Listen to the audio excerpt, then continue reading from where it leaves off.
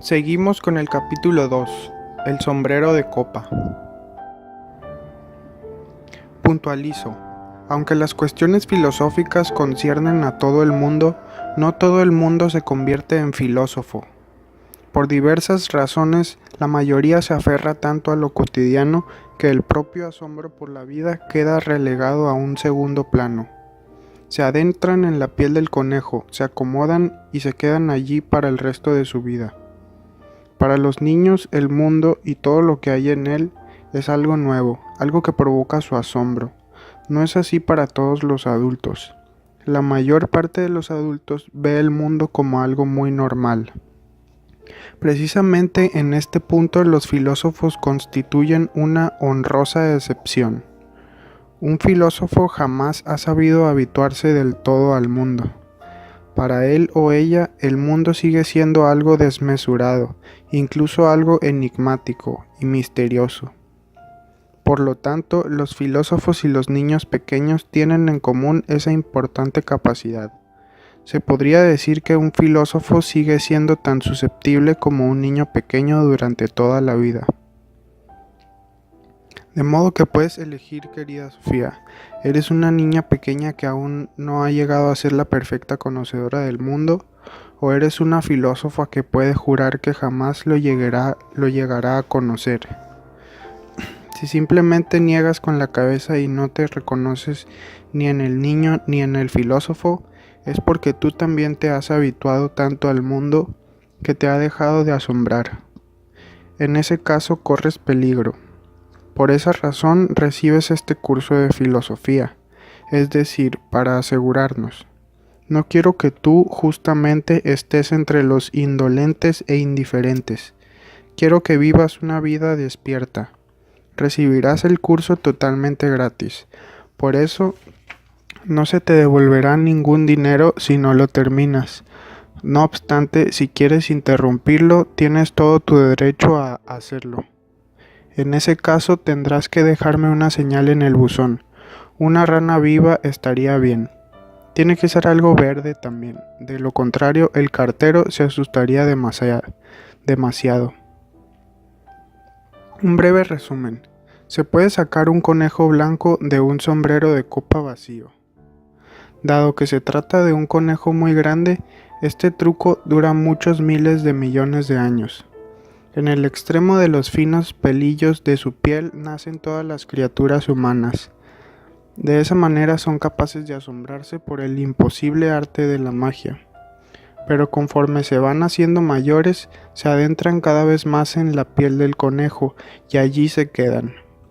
Están tan a gusto y tan cómodos que no se atreven a volver a los finos pelillos de la piel. Solo los filósofos emprenden ese peligroso viaje hacia los límites extremos del idioma y de la existencia. Algunos de ellos se quedan en el camino, pero otros se agarran fuertemente a los pelillos de la piel del conejo y gritan a todos los seres sentados cómodamente muy dentro de la suave piel del conejo, comiendo y bebiendo estupendamente. Damas y caballeros, dicen, flotamos en el vacío. Pero esos seres de dentro de la piel no escuchan a los filósofos. ¡Ah, qué pesados!, dicen. Y continúan charlando como antes. Dame la mantequilla. ¿Cómo va la bolsa hoy? ¿A cómo están los tomates? ¿Has oído de Lady Di? ¿Has oído que Lady Di espera otro hijo? Cuando la madre de Sofía volvió a casa más tarde, Sofía se encontraba en un estado de shock. La caja con las cartas del misterioso filósofo se encontraban bien guardadas en el callejón. Sofía había intentado empezar a hacer los deberes, pero se quedó pensando y meditando sobre lo que había leído. Había tantas cosas en las que nunca había pensado antes. Ya no era una niña, pero tampoco era del todo adulta. Sofía entendió que ya había empezado a adelantarse en la espesa piel de ese conejo que se había sacado del negro sombrero de copa del universo. Pero el filósofo la había detenido. Él, o sería ella, la había agarrado fuertemente y la había sacado hasta el pelillo de la piel donde había jugado cuando era niña.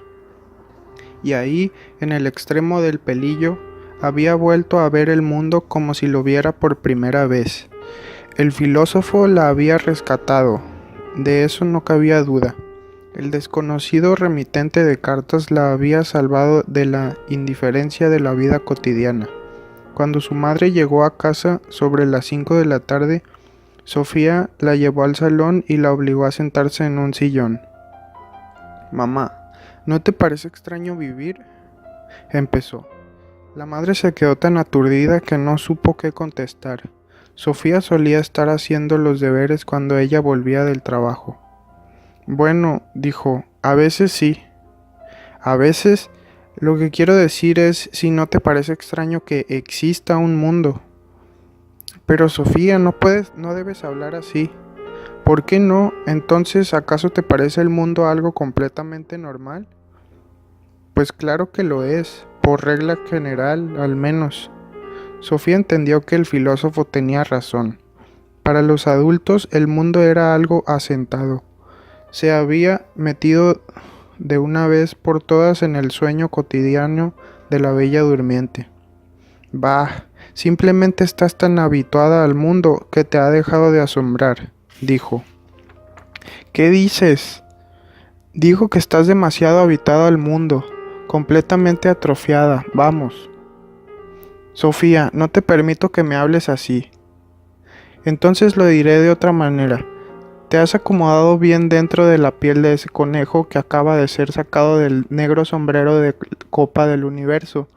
Y ahora pondrás las patatas a cocer y luego leerás el periódico y después de media hora de siesta verás el telediario». El rostro de la madre adquirió un aire de preocupación. Como estaba previsto, se fue a la cocina a poner las patatas a hervir. Al cabo de un rato volvió a la sala de estar y ahora fue ella la que empujó a Sofía hacia un sillón. «Tengo que hablar contigo sobre un asunto», empezó a decir. Por el tono de su voz, Sofía entendió que se trataba de algo serio. «¿No te habrás metido en algo de drogas, hija mía?». Sofía se echó a reír, pero entendió por qué esta pregunta había surgido exactamente en esta situación. «¿Estás loca?», dijo. «¿Estás loca?», dijo. «Las drogas te atrofian aún más». Y no se dijo nada más aquella tarde, ni sobre drogas ni sobre el conejo blanco. Capítulo 3. Los mitos. Un delicado equilibrio de poder entre las fuerzas del bien y del mal. A la mañana siguiente no había ninguna carta para Sofía en el buzón. Pasó aburrida el largo día en el instituto, procurando ser muy amable con Jorun en los recreos. En el camino hacia casa comenzaron a hacer planes para una excursión con tienda de campaña en cuanto se secara el bosque. De nuevo se encontró delante del buzón. Primero abrió una carta que llevaba un matasellos de México. Era una postal de su padre en la que decía que tenía muchas ganas de ir a casa y que había ganado al piloto jefe al ajedrez por primera vez, y también que casi había terminado los 20 kilos de libros que se había llevado a bordo después de las vacaciones de invierno. Y había además un sobre amarillo con el nombre de Sofía escrito. Abrió la puerta de la casa y dejó dentro la cartera y el correo, antes de irse corriendo al callejón. Sacó nuevas hojas escritas a máquina y comenzó a leer. 3.1. La visión mítica del mundo. Hola Sofía, tenemos mucho que hacer, de modo que empecemos ya. Por filosofía entendemos una manera de pensar totalmente nueva que surgió en Grecia alrededor del año 600 a.C. Hasta entonces habían sido las distintas religiones las que habían dado a la gente las respuestas a todas esas preguntas que se hacían. Estas explicaciones religiosas se transmitieron de generación en generación a través de los mitos. Un mito es un relato sobre dioses, un relato que pretende explicar el principio de la vida. Por todo el mundo ha surgido en el transcurso en el transcurso de los milenios, una enorme flora de explicaciones míticas a las cuestiones filosóficas. Los filósofos griegos intentaron enseñar a los seres humanos que no debían fiarse de tales explicaciones. Para poder entender la manera de pensar de los primeros filósofos, necesitamos comprender lo que quiere decir tener una visión mítica del mundo. Utilizaremos como ejemplos algunas ideas de la mitología nórdica. No hace falta cruzar el río para coger agua. Seguramente habrás oído hablar de Thor y su martillo. Antes de que el cristianismo llegara a Noruega, la gente creía que Thor viajaba por el cielo con un carro tirado por dos machos cabríos. Cuando agitaba su martillo había truenos y rayos. La palabra noruega Torden, truenos, significa precisamente eso, ruidos de Thor. Cuando hay rayos y truenos también suele llover. La lluvia tenía una importancia vital para los agricultores en la época vikinga. Por eso Thor fue adorado como el dios de la fertilidad. Es decir, la respuesta mítica a por qué llueve era que Thor agitaba su martillo y cuando llovía todo crecía bien en el campo. Resultaba en sí incomprensible cómo las plantas en el campo crecían y daban frutos, pero los agricultores intuían que tenía que ver con la lluvia. Y además todos creían que la lluvia tenía algo que ver con Thor, lo que le convirtió en uno de los dioses más importantes del norte. Thor también era importante en otro contexto, en un contexto que tenía que ver con todo el concepto del mundo. Los vikingos se imaginaban que el mundo habitado era una isla constantemente amenazada por peligrosos externos. A esa parte del mundo la llamaban Midgard, el patio en el medio, es decir, el reino situado en el medio. En Midgard se encontraba además Asgard, el patio de los dioses, que era el hogar de los dioses. Fuera de Midgard estaba Utgard, el patio de fuera, es decir, el reino que se encontraba fuera.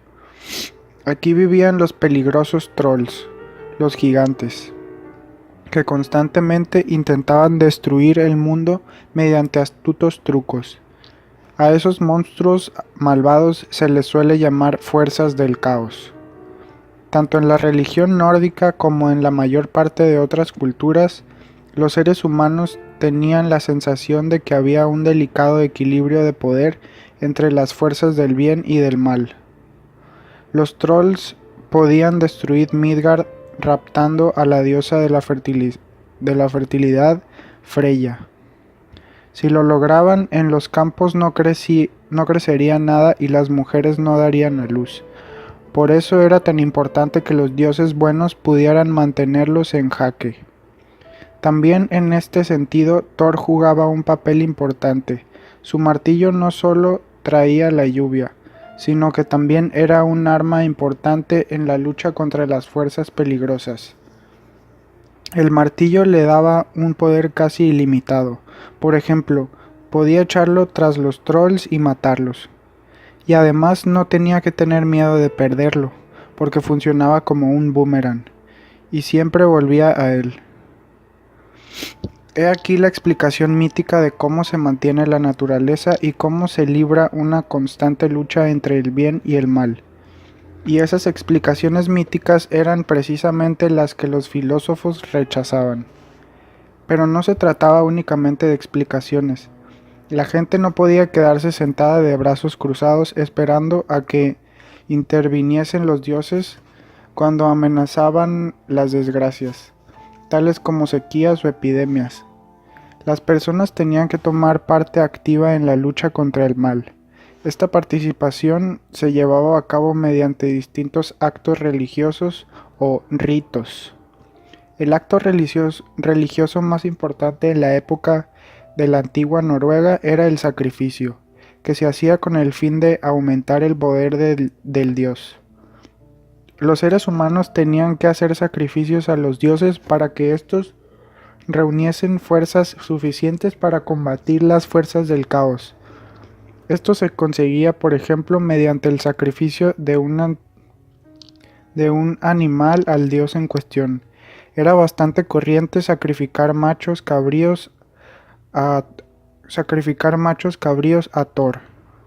En lo que se refiere a Odín, también se sacrificaban seres humanos. El mito más conocido en Noruega lo conocemos por el poema Trimskvida, la canción sobre Trim. En él se cuenta que Thor se quedó dormido y que cuando se despertó su martillo había desaparecido. Se enfureció tanto que las manos le temblaban y la barba le vibraba.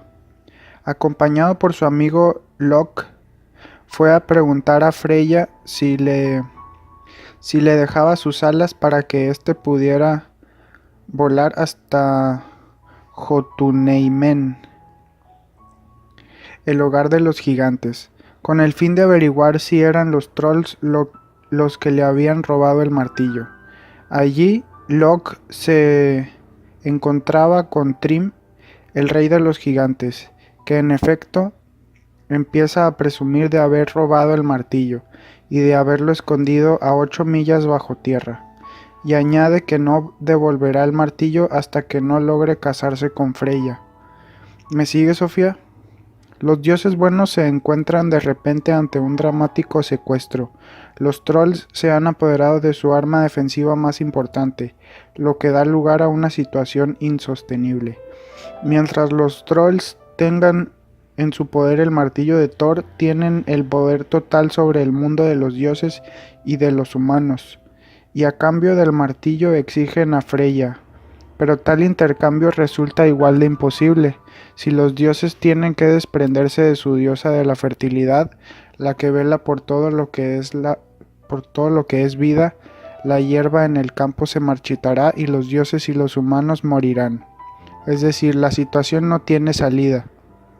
Si te imaginas un grupo de terroristas amenazando con hacer explotar una bomba atómica en el centro de París o de Londres, si no se cumplen sus peligrosísimas exigencias, entiendes muy bien esta historia. El mito cuenta que Loke vuelve a Asgard, donde pide a Freya que se vista de novia, porque hay que casarla con los trolls. Desgraciadamente Freya se enfada y dice que la gente pensará que está loca por los hombres si accede a casarse con un troll. Entonces al dios Heimdall se le ocurre una excelente idea. Sugiere que disfracen a Thor de novia. Podrán atarle el pelo y ponerle piedras en el pecho para que parezca una mujer. Evidentemente a Thor no le hace muy feliz esta propuesta, pero entiende finalmente que la única posibilidad que tienen los dioses de recuperar el martillo es seguir el consejo de Heimdall. Al final, Thor se viste de novia. Loke le va a acompañar como dama de honor. Vayamos las dos mujeres a Jotunheimen, dice Loke. Si prefieres un idioma más moderno, diríamos que Thor y Loke son los policías antiterroristas de los dioses. Disfrazados de mujeres deben meterse en el baluarte de los trolls para recuperar el martillo de Thor. En cuanto llegan a Jotunheimen, los trolls empiezan los preparativos de la boda. Pero durante la fiesta nupcial, la novia, es decir Thor, se come un buey entero y 8 salmones. También se bebe 3 barriles de cerveza. A Thrym le extraña y los soldados del comando disfrazados están a punto de ser descubiertos. Pero Loke consigue escapar de la peligrosa situación. Dice que Freya no ha comido en 8 noches por la enorme ilusión que le hacía ir a Jotunheimen. Thrym levanta el velo para besar a la novia, pero da un salto del susto al mirar dentro de los agudos ojos de Thor. También esta vez es Loke el que salva la situación. Dice que la novia no ha dormido en 8 noches por la enorme ilusión que le hacía la boda. Entonces Trim ordena que se traiga el martillo y que se ponga sobre las piernas de la novia durante la ceremonia de la boda. Se cuenta que Thor se echó a reír cuando le llevaron su martillo. Primero mató con él a Trim y luego a toda la estirpe de los gigantes, y así el siniestro secuestro tuvo un final feliz. Una vez más, Thor, el Batman o el James Bond de los dioses, había vencido a las fuerzas del mal. Hasta ahí el propio mito, Sofía. Pero ¿qué significa en realidad? No creo que se haya inventado solo por gusto. Con este mito se pretende dar una explicación a algo. Ese algo podría ser lo siguiente. Cuando había sequías en el país, la gente necesitaba una explicación de por qué no llovía. ¿Sería acaso porque los dioses habían robado el martillo de Thor? El mito puede querer dar también una explicación a los cambios de estación del año. En invierno, la naturaleza muere porque el martillo de Thor está en Jotunheimen, pero en primavera consigue recuperarlo. Así pues, el mito intenta dar a los seres humanos respuestas a algo que no entienden. Pero habría algo que explicar además del mito. A menudo los seres humanos realizaron distintos actos religiosos relacionados con el mito. Podemos imaginarnos que la respuesta de los humanos a sequías o a malos años sería representar el drama que describía el mito. Quizá disfrazaban de novia a algún hombre del pueblo, con piedras en lugar de pechos, para recuperar el martillo que los trolls habían robado. De esta manera, los seres humanos podían contribuir a que lloviera y a que el grano creciera en el campo.